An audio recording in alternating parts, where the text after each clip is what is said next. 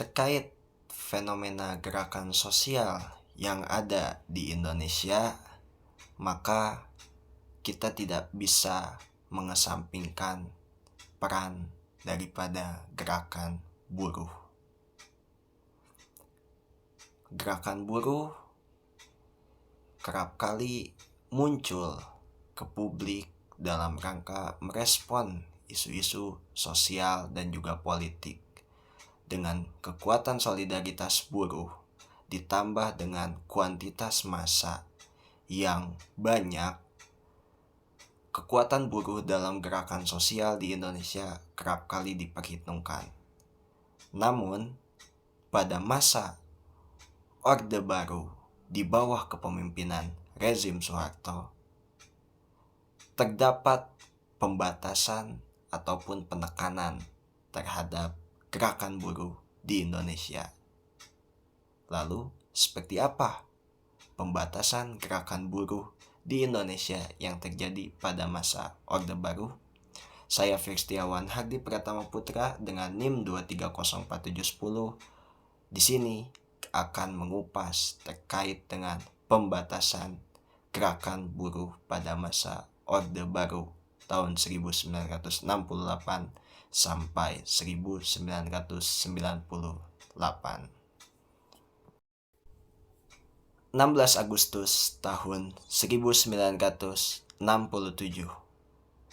Presiden Soeharto melakukan suatu pidato yang dimana dalam pidato tersebut dirinya menyatakan bahwasanya ia akan menggunakan demokrasi Pancasila dalam menjalankan kehidupan politiknya. Demokrasi Pancasila ini lahir sebagai bentuk pergantian daripada demokrasi terpimpin yang dianut ketika masa pemerintahan rezim Soekarno. Orientasi dari adanya demokrasi Pancasila ini tidak lain tidak bukan adalah untuk menciptakan suatu situasi nasional yang stabil secara politik. Dengan dalih demokrasi Pancasila, organisasi-organisasi buruh di Indonesia pada masa Orde Baru digiring untuk mengikuti penyederhanaan selayaknya partai politik.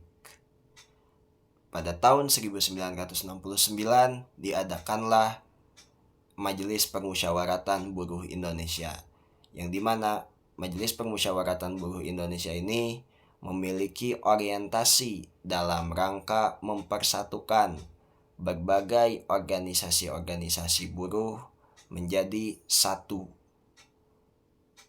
Dan organisasi-organisasi buruh ini tentu ruang geraknya pun terbatas gitu ya, karena pada akhirnya tujuan dari penyatuan ini tidak lain tidak bukan adalah agar organisasi buruh bisa dikontrol ketat gitu, oleh pemerintah pusat. Nah, sehingga pada tahun 1973 tepatnya tanggal 20 Februari terbentuklah Federasi Buruh Seluruh Indonesia atau FBSI. Nah, dalam perjalanannya FBSI ini menjadi suatu wadah bagi kaum buruh untuk memperjuangkan aspirasinya, baik terkait upah dan lain-lain, ataupun terkait sengketa-sengketa yang melibatkan antara buruh dengan pengusaha-pengusaha. Maka FBSI ini cukup aktif dalam melakukan advokasi terhadap kaum buruh.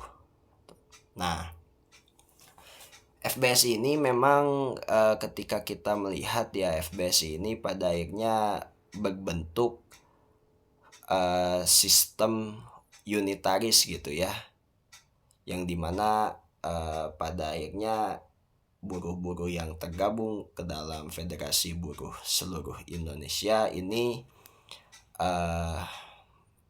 menjadi satu kesatuan gitu.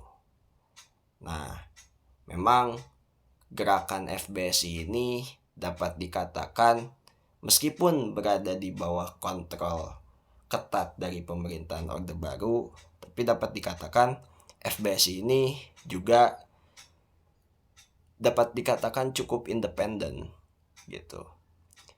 Sehingga hal ini membuat pemerintah ingin melakukan intervensi supaya pada akhirnya gerakan buruh ini dapat benar-benar dikendalikan ataupun diinfiltrasi oleh pemerintah. Oleh karena itu, pada tahun 1985 di bawah kepemimpinan Imam Sudarwo, FBSI melaksanakan Kongres kedua, yang dimana Kongres kedua ini mengubah bentuk organisasi yang semula unitaris menjadi Serikat Pekerja Seluruh Indonesia atau SPSI. Nah, melalui SPSI inilah pemerintah dapat menjalankan suatu kepentingannya gitu ya untuk melakukan intervensi terhadap gerakan buruh. Ada pula pemerintah Orde Baru juga membatasi sekali gerakan-gerakan buruh di Indonesia sehingga hanya memperbolehkan gerakan-gerakan buruh yang dianggap sejalan gitu dengan nilai-nilai yang diusung oleh rezim kala itu.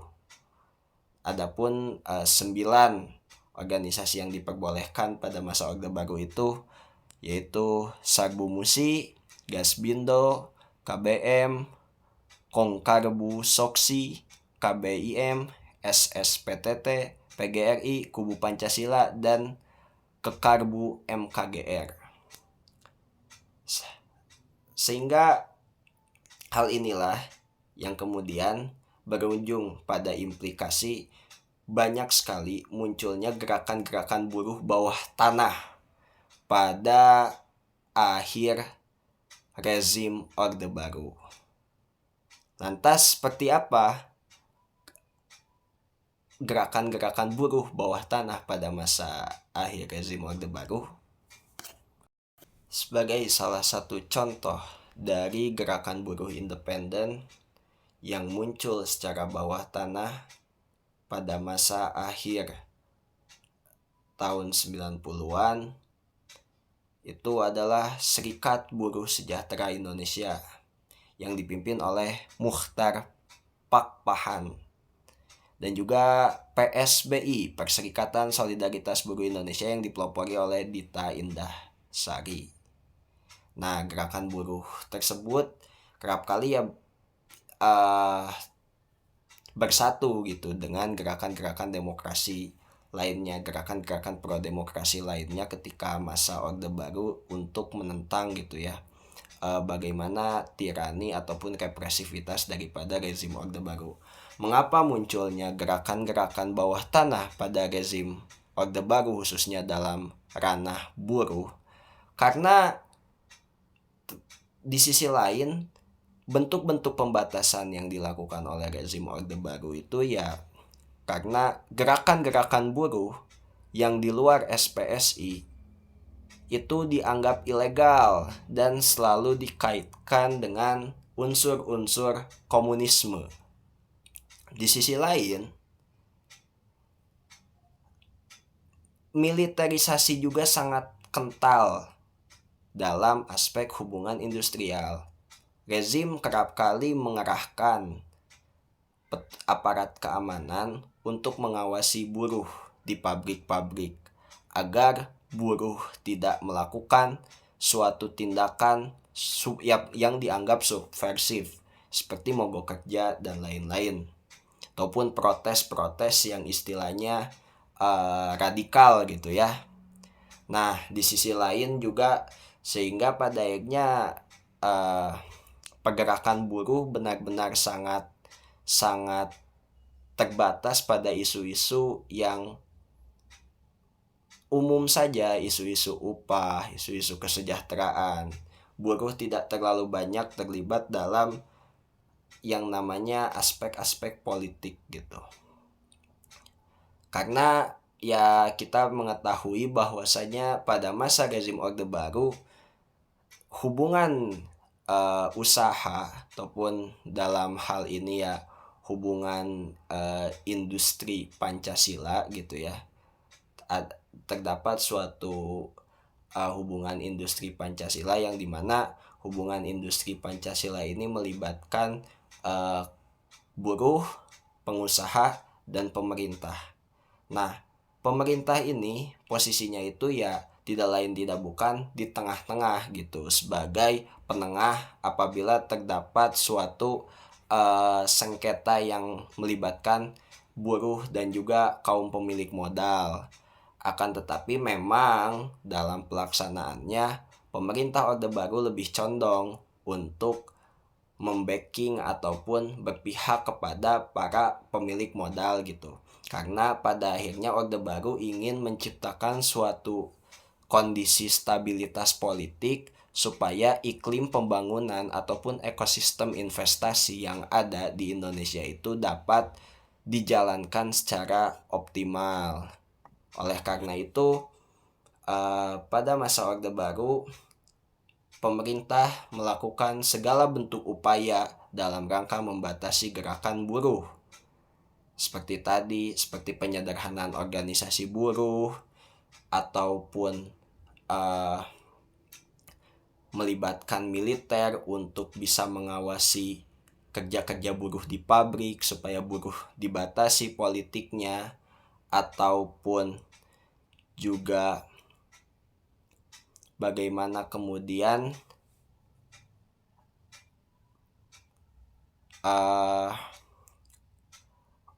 dengan stigma-stigma yang dimana kerap kali buruh, organisasi buruh yang berada di luar SPSI itu dianggap sebagai unsur komunis gitu ya, ataupun bahkan dengan penghilangan diksi daripada buruh menjadi karyawan. Ada suatu pendikotomian diksi antara karyawan dan buruh.